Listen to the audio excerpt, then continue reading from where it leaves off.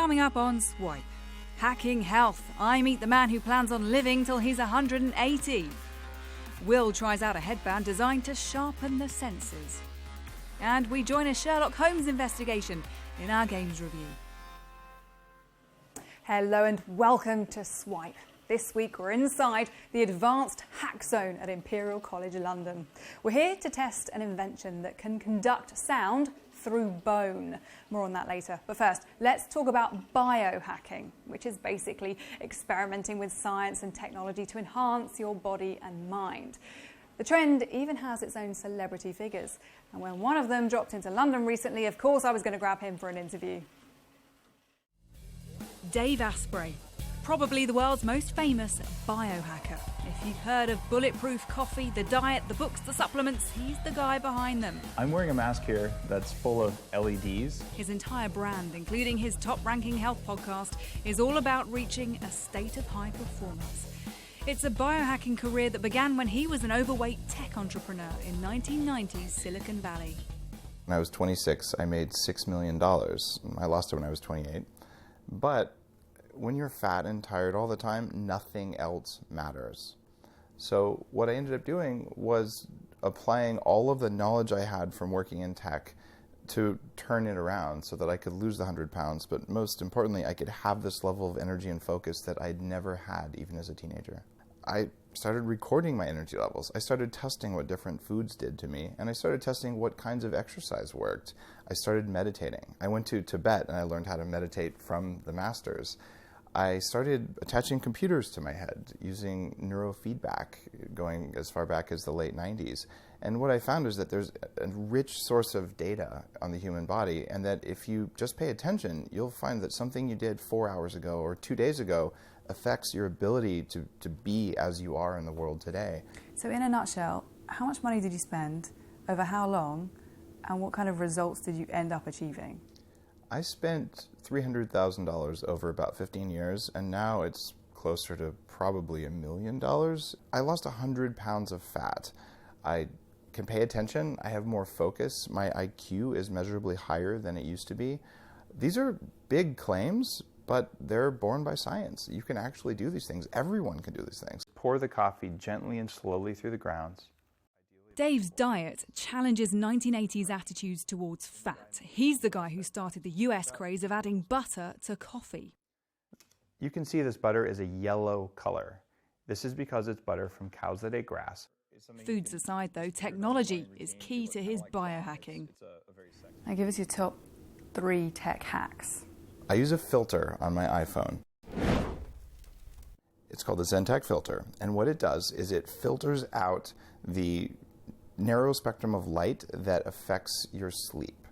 So a little bit of blue light can turn down melatonin so you don't get sleep at night. When you look at your phone, you're ruining your sleep hormones. That's not okay. And this didn't happen 5 years ago because our phones didn't have bright white screens on them. So just by making that little change and by dimming the lights in my house, I sleep better, my kids sleep better. It's a complete game changer. We glue electrodes to your head,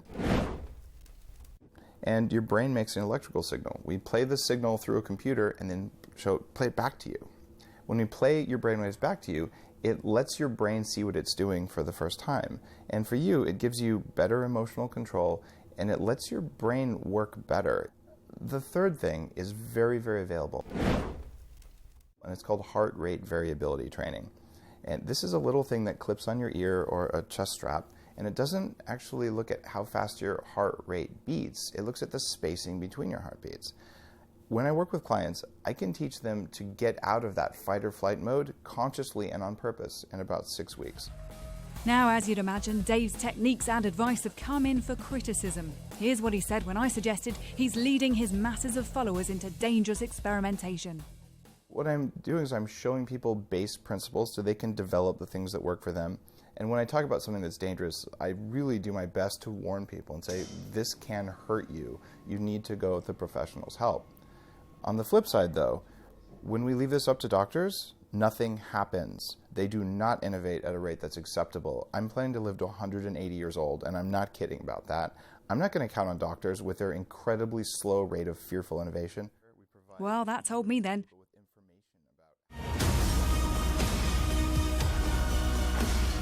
Stick around for some free running in our games review. That's coming up in just a moment. Here at Imperial, the researchers are known for their pioneering work in science and technology. Will's been having a go on one device designed to turn what we see into something we can hear. Okay, so when I put this headband on, how do I secure this and make sure it's working properly there?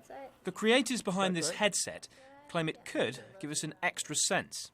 Sonar sends sound vibrations directly through the skull, so you don't need to use headphones. And once you're hooked up, the audio is manipulated to sound like it's coming from any direction or distance.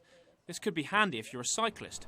Instead of stopping to look at a mapping app, you'd hear instructions in your skull and head off in the direction they're coming from.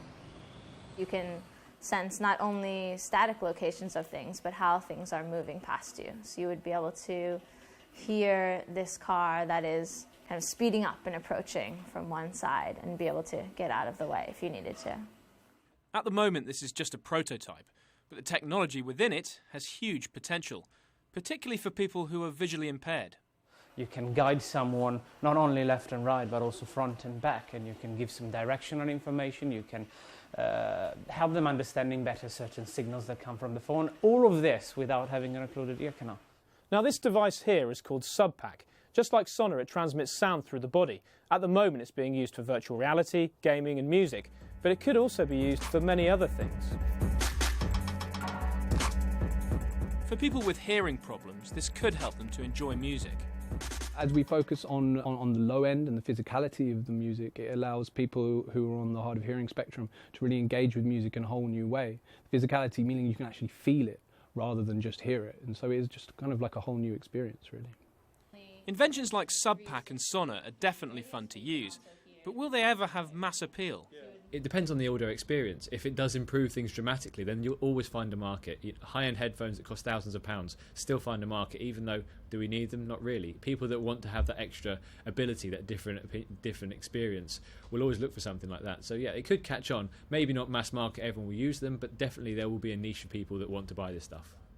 Wearing an electronic headband is unlikely to catch on with everyone, but prototypes like this might just signal the start of a sound revolution. Will Sargent, Sky News. Perfect. Great. Looking good. Yeah? Now, this week's games review certainly has a variety. We've got fighting in dungeons, a free running first person, and some good old-fashioned detective work. Here's Lucy. Sherlock Holmes, The Devil's Daughter is the latest in sort of a long-running series of Sherlock Holmes games.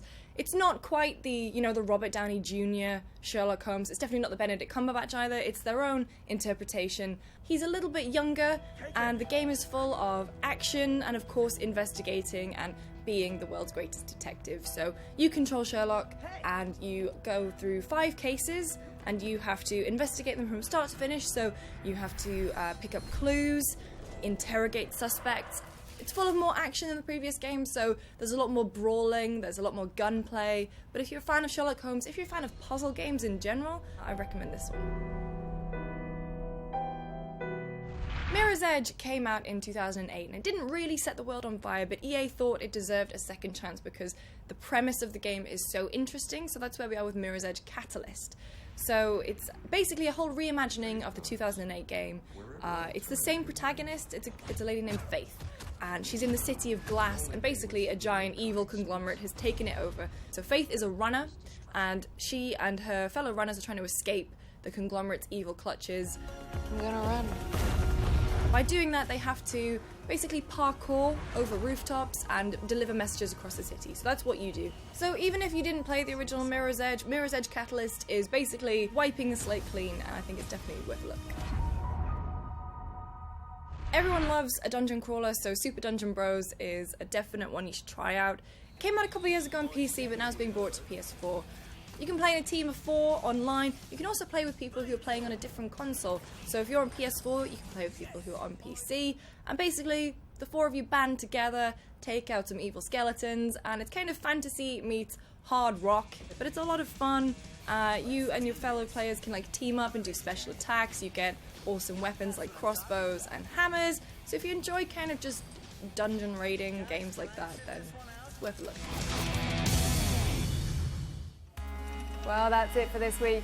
Take a look at Sky News on mobile, tablet, catch up, SkyQ and Snapchat for all the latest tech stories throughout the week. I'll see you again next time. Bye-bye.